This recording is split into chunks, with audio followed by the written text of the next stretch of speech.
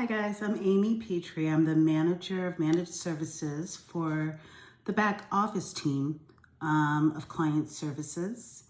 Our team of 8, we don't do any donor contact really. Our accountability and responsibility is to our ISPs. And for those, accuracy, timelines, deadlines are very important, very monitored, and we end up even having, in some cases, financial consequences if we don't do our job well. So fortunately, we were a really strong team of independent thinkers, and we really rallied together in a collaborative effort to get this work done.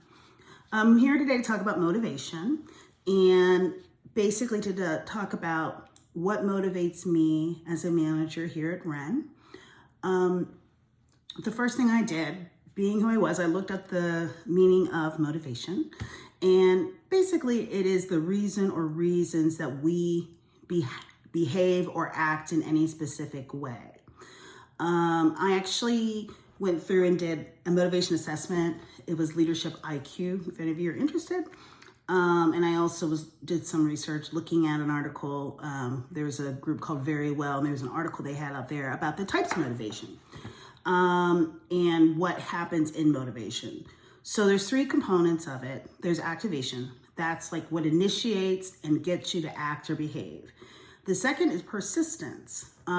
That's that ongoing challenge of sticking to the plan and kind of grinding and getting it all done. And then the third component of motivation has to do with intensity. So that has to do with how, the vigor and the concentration that you're using when you go into any given tasks. So the way I kind of thought about it, when I was thinking about what motivates me, I really had to look at home and work. For home, it's my family. I have 3 sons. They're a little bit older. My youngest is 19, and my husband. We really focus a lot on making our home peaceful, a lot of laughter, a lot of food and snacks, and just in general, all of those basic needs, a soft place to land. At work, I have similar motivations, but it's targeted toward my work family, if you will. So I like the laughter. I like to make sure that people's basic needs are met. And like I will go into later, the very first thing I do on any given day is go through all of our team's messages in Salesforce and check to see what our team needs first. By turning it outward, as soon as I log on to what others need instead of getting into my own head and my own mess, I do a lot better. Additionally, what motivates me at work has to do with basically all of us becoming an expert in what we do so that we can deliver that to, as they say, the ecosystem, the society as a whole. In that, one of the things that I enjoy is not shying away from the difficult stuff, but going after it. I love the idea of complex problem solving, difficult topics, difficult conversations, getting through those, because I believe when you push through all that, you end up with a better product.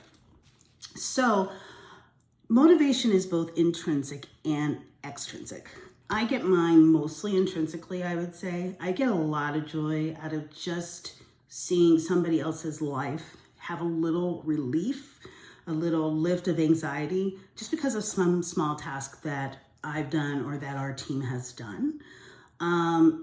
So when I think about the charities and the payees that we help, I know I've had phone calls where, in fact, there have been charities, or at least one charity I know that was ready to close its doors, and a very well-meaning donation allowed them to keep their doors open, and the woman cried on the phone. That's how touched she was.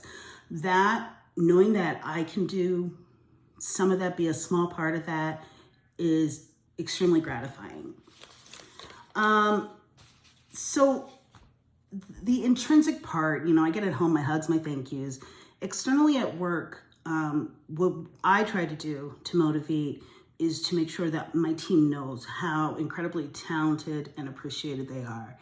I try to do this regularly. I often see it, and I try to mention it, and I also try to escalate it to my director and our executive vice president when possible, because it's seen, and I want them to know that. We have other ways that we also honor people with awardco and that sort of thing. I love reading those and engaging in that. But another way that we really do get a lot of satisfaction is by the deliverables. We can be driven by what is due to the client and be really excited about doing it right, doing it well, accurate, and timely. So as far as my prioritization, what I do when I come in, the first thing I ask is, what does my team need from me? The second thing I do is I ask, what does the charity need with a payee? So I'll handle credits, things like that coming in. Then finally, what projects are we working on that are long-term? And breaking those down into manageable pieces and getting to work on them. All of that excitement of achievement is what really motivates me. Even if it's getting 2 things done at the end of the day, at least you've done them completely and you've done them well. Finally, I would like to talk a little bit about what I do on a daily basis. I'm a big prioritizer, and my priorities can change within a day.